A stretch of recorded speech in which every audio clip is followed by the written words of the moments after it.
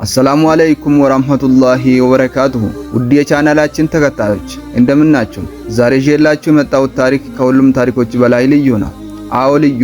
ምናልባት ሰምታችሁት ይሆናል፣ ግን እስከ ዛሬው በዝርዝር ያላወቃችሁት ታሪክ ነው። ስለ ንጉስ ሰምታችኋል? ስለ ነብይስ? ዛሬ የምናወራው ስለ አንድ ሰው ነው። እሱም ነብዩ ሱለይማን አለይሂ ሰላም። ታሪኩ የሚጀምረው እንደ ሌላ ተራ ታሪክ አይደለም። የሚጀምረው በአባትና በልጅ መካከል ከነበረው የፍቅርና ጥበብ ውርስ ነው። አባቱ ነብዩ ዳውድ አለይሂ ሰላም ሲሆኑ እሱ ደግሞ ወጣት ሱለይማን ነበር። እንግዲህ ታሪካችን የሚጀምረው እዚህ ነው። ግን መጀመሪያ አንድ ጥያቄ ልጠይቃችሁ። እስኪ አስቡት፣ በምድር ላይ ከሁሉም በላይ ኃያል ንጉስ ማን ነበር? አዎ ኃያል ብቻ ሳይሆን ነብይ ነበረ። መልሱን የምታገኙት የዛሬውን ቪዲዮ መጨረሻ ላይ ብቻ ነው። ታሪኩን ከመጀመራችን በፊት አንድ ነገር ላሳስባችሁ።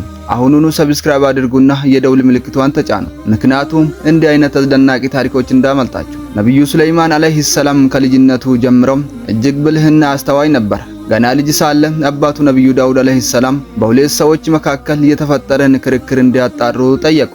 አንደኛው ገበሬ ሲሆን ሌላው ደግሞ አርብቶ አደር ነበር። የገበሬውን የእርሻ መሬት የአርብቶ አደሩ በጎች በሌሊት አውድሞታል። ነብዩ ዳውድ አለይሂ ሰላም እንዲህ ሲሉ ፈረዱ።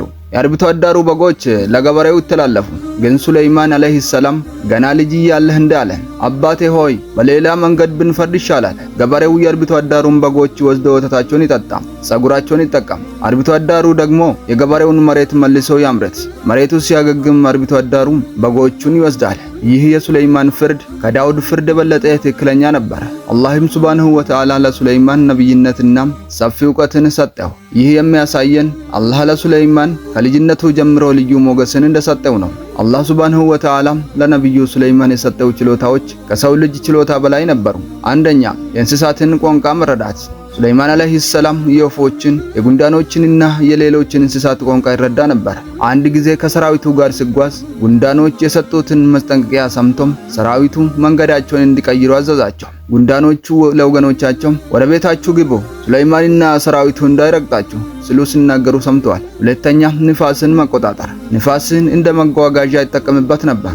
አዎ በቀን ውስጥ የሩቅ ቦታዎችን በንፋስ ላይ ተቀምጦ ይጓዝ ነበር። ሶስተኛ፣ ጅንን ማዘዝ። አላህ ሱብሃነሁ ወተዓላ ጂኖችን ለሱለይማን አለይሂ ሰላም ገራላቸው። ጂኖችም ከባድ ስራዎችን፣ ግንባታዎችንና ቅርጻቅርጾችን ይሰሩለት ነበር። ታላቁ ቤተ መቅደስ ወይም ደግሞ በይተል መቅደስ የተገነባውን በእነሱ እገዛ እንደሆነ ይነገራል። ይህን ሁሉ ስልጣንና ኃይል ሲያገኝ ግን ሱለይማን አለይሂ ሰላም ፈጽሞ አልተኩራራም። ይልቁንም አላህን ሱብሃነሁ ወተዓላ ጌታዬ ሆይ ከኔ በኋላ ለማንም የማይገኝ ንጉስነትን ስጠኝ ብሎ ዱዓ አደረገም።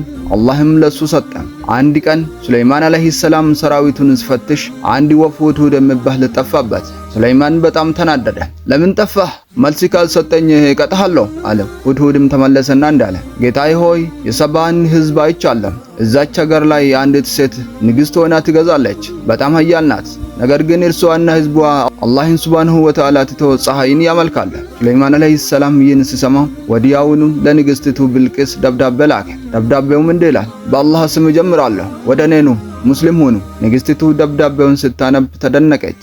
ለህዝቦቿም እኔን አስረዱኝ፣ ምን ላደርግ አለቻቸው። እነሱም እኛ ኃያል ወታደሮች ነን፣ የምትፈልጊውን ሁሉ እናደርጋለን አሏት። ነገር ግን ብልቅስ ብልህ ነበረች። ወዲያው ወደ ሱለይማን አለይሂ ሰላም ብዙ ውድ ስጦታዎችን ላከች። ሱለይማን ግን ስጦታዎቿን አልተቀበለም። የአላህ ስጦታ ከእናንተ ስጦታ ይበልጣል አላት። ንግስቲቱ በመጨረሻም ወደ ሱለይማን አለይሂ ሰላም ልትጎበኝ መጣች። ሱለይማን በንግስቲቱ መምጣት ምክንያት አንድ ድንቅ ነገር ማድረግ ፈለገ። ከጂኖች አንዱ እርሷ ከምትመጣ በፊት ዙፋኗን አምጥቼ አቀርባለሁ አለ። በቅጽበት ዙፋኗ ሱለይማን ፊት ቀረበ። ንግስቲቱ ስትመጣ ዙፋኗን ስታየው ይህ የኔ ዙፋን ነውን? አለች። ሱለይማን አለይሂ ሰላም ዙፋኑን በመቀየር ንግስቲቱ ንግስናዋንና ኃይሏን ለየት ባለ መልኩ እንድታይ ያስችሏት ነበር። ሱለይማን አለይሂ ሰላም ለንግስቲቱ አንድ ልዩ ቤተ መንግስት አሳያት። ወለሉ ሙሉ በሙሉ ከብርጭቆ የተሰራ ነበር። ወለሉ ስር ደግሞ ውሃ ነበር። ንግስቲቱ ይህን ስታይ ቀሚሷን ወደ ላይ ከፍ አደረገች።